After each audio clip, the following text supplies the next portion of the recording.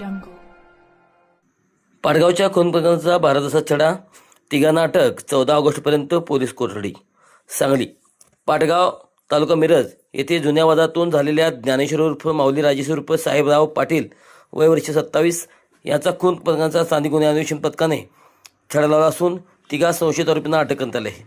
अक्षय पांडुरंग माने वय वर्ष 30 राहणार योगेवाडी तालुका दासगाव, सर्वेश सूर्यकांत देशमुख वय वर्ष 19 राहणार करुलेयम तालुका मिरज आणि विक्की उर्फ धनराज मधुसूदन पवार वय वर्ष 23 राहणार वडगल्ली करोली यम तालुका मिरज अशा अटक केलेल्या आरोपींची नावे आहेत.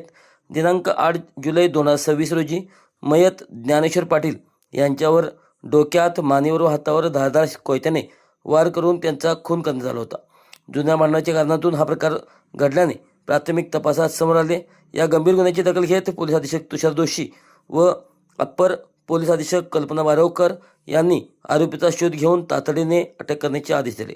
त्यानुसार स्थानिक गुन्हे अन्वेषण शाखेचे पोलीस निरीक्षक संजीव झाडे यांच्या मार्गदर्शनाखाली पोलीस उपनिरीक्षक महादेव पवार यांच्या नेतृत्वाखाली पथक तयार करण्यात आले. पथकातील पोलिसांनी तांत्रिक तपास व गोपनीय माहितीच्या आधारे आरोपीचा शोध घेतला. पोलीस अंमलदार सुनील जाधव, संकेत मगदूम, अतुल माने, इम्रान मुल्ला व सुशील मस्के यांना संशयित आरोपी गडदोबा डोंगराजवळील डाकोबा खिंड परिसरात लपून बसल्याची माहिती मिळाली. त्यानंतर पथकाने तेथे जाऊन तिन्ही आरोपींना ताब्यात घेतले. चौकशीत आरोपींनी डोंगरवाडी येथे बैलगाडी शर्यत पाहून येताना झालेला वाद तसेच करुलेम येथे झालेल्या मारहाणीच्या घटनेचा राग मनात धरून लोखंडी कोयत्याने वार करून खून केल्याची कबुली दिल्याची पोलिसांनी सांगितले.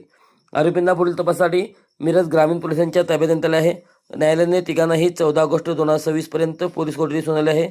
पुढील तपास सहाय्यक पोलीस निरीक्षक विक्रांत संगपाळ करत आहेत.